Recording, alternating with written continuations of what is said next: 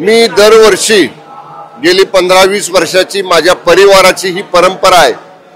हे गणेशोत्सवामध्ये आम्ही सहकुटुंब सहपरिवार श्रीमंत दगडूशेठ गणरायाच्या अभिषेकासाठी या ठिकाणी येत असतो। त्याप्रमाणे आज माझ्या सगळ्या परिवारासह आम्ही आलो, अभिषेक केला, दर्शन घेतलं आणि गणरायाला एवढंच साकडं घातलं की आम्ही महाराष्ट्राला पुढे नेण्याचं काम आमचे नेते आदरणीय मुख्यमंत्री एकनाथजी शिंदे साहेबांच्या नेतृत्वाखाली करतो आहे। आमच्या या कार्याला, आमच्या या कामाला आशीर्वाद श्रीमंत दगडूशेठ गणरायानं द्यावा आणि देशातलं पहिल्या क्रमांकाचं विकसनशील राज्य म्हणून महाराष्ट्र पुढे नेण्याची ताकद आशीर्वाद गणरायानं आम्हाला द्यावा। महाराष्ट्र सुख समृद्ध राहावा अशी प्रार्थना गणरायाच्या चरणी मी केली। आताच विरोधी पक्ष नेते अंबादास दानवे आले, तुम्ही भेटले, एकमेकांना गळा भेट केली, आस्था आंदोलन केलं, काय बोलले नेमकं, काय बोलले? नाही, अंबादास दानवे साहेब माझे जुने मित्र आहेत। आम्ही एकत्र अनेक वर्ष काम केलेलं आहे आणि आज आमची भेट झाली। ते पण दगडूशेठ गणरायाच्या चरणी नतमस्तक व्हायला आले होते। मी पण अभिषेक करून आरती करून परत निघालो होतो। ते येताना आणि मी जाताना आमची भेट झाली। नेहमीप्रमाणे कसा आहे बरं आहात का, माझ्या परिवाराची त्यांची ओळख करून दिली, एवढंच, बाकी काही नाही।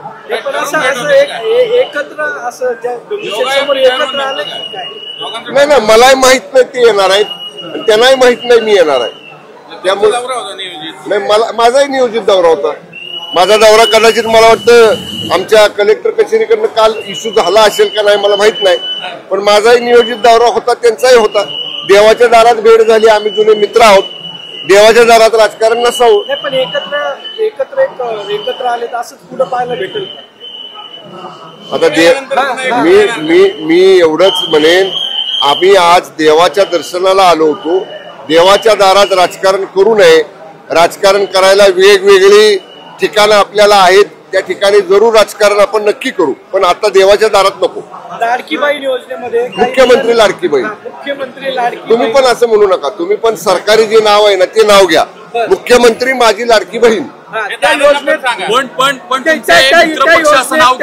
घ्यायला लागलेत कालपासून, बरोबर ना? म्हणजे नाही, काय व्हायचं, थोडस नवीन योजना होती आणि मग योजना घेताना बऱ्याचदा असं व्हायचं अनावधानानं, पण आता काल परवापासून जर बघितलं तर आता सगळे पक्ष महायुतीतले या योजनेचा उल्लेख करताना मुख्यमंत्री माझी लाडकी बहीण, आणि तुम्ही जर पाहिलं तर 2 दिवस झाले मी मतदारसंघातल्या 15-20 गावांमध्ये 100-125 महिलांना भेटलो या योजनेच्या संदर्भात। माझे व्हिडिओ आहेत माझ्या मतदारसंघातले, की महिलांना विचारलं की ही योजना कोणी आणली, तर महिला स्पष्ट सांगतात शिंदे साहेबांनी आणली। त्यामुळे महिलांच्या मध्ये हे नक्की आहे की ही योजना शिंदे साहेबांच्या नेतृत्वाखालच्या महायुतीच्या सरकारनं आणलेली आहे। त्या योजनेमध्ये काही मुलांनी मुलींचे फॉर्म लावून फॉर्म भरले, संभाजीनगरमध्ये हा सगळा प्रकार घडलाय, त्याचा गैरवापर सुरू झाला असं वाटतं। त्याची चौकशी सुरू केलेली आहे आणि काय झालं, आपण महिला वंचित राहू नयेत म्हणून 6-7 वेगवेगळे जे विभाग आहेत, शिक्षण विभाग आहे, ग्रामसेवक विभाग आहे, आरोग्य विभाग आहे, महसूल विभाग आहे, इतर सगळ्या विभागातल्या अधिकारी कर्मचाऱ्यांना आपण ते फॉर्म भरायसाठी म्हणून नेमलं होतं। पण आपल्या जेव्हा लक्षात आलं की एक ठिकाणी एक भरायचा आणि दुसऱ्या ठिकाणी वेगळा भरायचा, असं काही हातावर बोटावर मोजण्या एवढ्या लोकांनी असं केलंय, तर म्हणून आता आपण केवळ त्या अंगणवाडी सेविकांच्याकडे दिलेलं आहे। एक छत्री म्हणजे एक खिडकी योजना जशी असते तशी एकाच विभागामार्फत याचं सगळ्याचं नियंत्रण ठेवण्याचं काम आपण सुरू केलंय।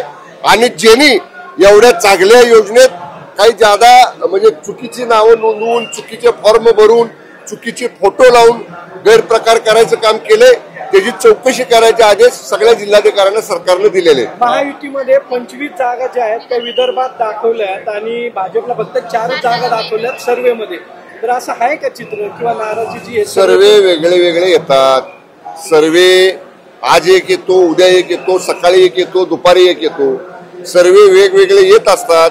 मी आपल्याला दगडूशेठ गणरायाच्या दारात सांगतोय की महायुती महाराष्ट्रामध्ये बहुमतापेक्षा कितीतरी पुढचा आकडा गाठून पुन्हा सत्तेमध्ये येईल। मुख्यमंत्री कोण होईल? मला विचाराल शंभूराज देसाई म्हणून, तर आमचे नेते माननीय एकनाथजी शिंदे साहेब मुख्यमंत्री व्हावेत, मी गणरायाला साकडं घातलंय, पण मुख्यमंत्री ठरवण्याचा अधिकार महायुतीतल्या 3 वरिष्ठ नेते महाराष्ट्रातले जे आमचे आहेत, शिंदे साहेब, फडणवीस साहेब आणि दादा, ह्या तिघांना आहेत. आणि दिल्लीमध्ये माननीय मोदी साहेब, माननीय अमित भाई शाह साहेब हे एकत्र बसून ज्याला कुणाला मुख्यमंत्री करायचा आहे त्याचा निर्णय घेतील. अजित पवारांचा त्रास होतोय तुम्हाला महायुतीत? बिलकुल नाही होत, अजिबात नाही, बिलकुल नाही. मग लाडकी बहीणचं काय वाद? काय कुठे वाद आहे? झाला का आता? काल काय झालं ना, मग आता सुरू झालं ना, कालपासून सुरू आहे. पण लावत नाही भाजप, लावतो ना. लावत नाही. हे बघा आता इथं फोटो आहे ना, सगळ्यांचे फोटो आहेत त्याच्यात. दाखवा बरं. राष्ट्रवादीचं आहे ते. आहेत ना, आता तिथं बघा सगळ्यांचे फोटो आहेत. राष्ट्रवादीचं बॅनर आहे. मग त्या बॅनरवर बघितलं बघा, मी येताना एक बॅनर बघितला, तिथं सगळ्यांचे फोटो होते. नितेश राणे म्हणले काल चला घेता पास सोडा मला.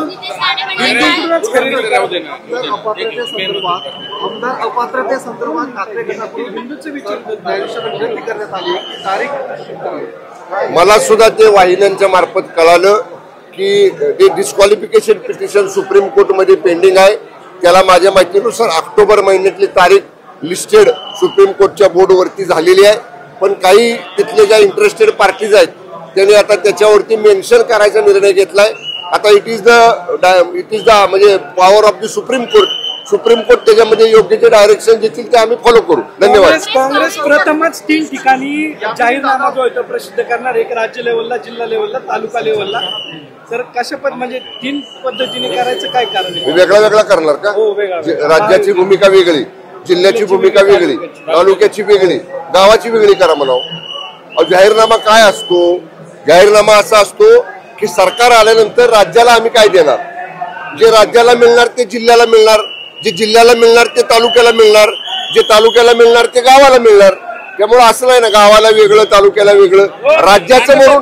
राज्याचं म्हणून धोरण असलं पाहिजे आणि जरूर त्यांनी राज्याचं एक धोरण सांगावं. बघू आपण ते काय सांगतात. धन्यवाद. आले दानवे साहेब.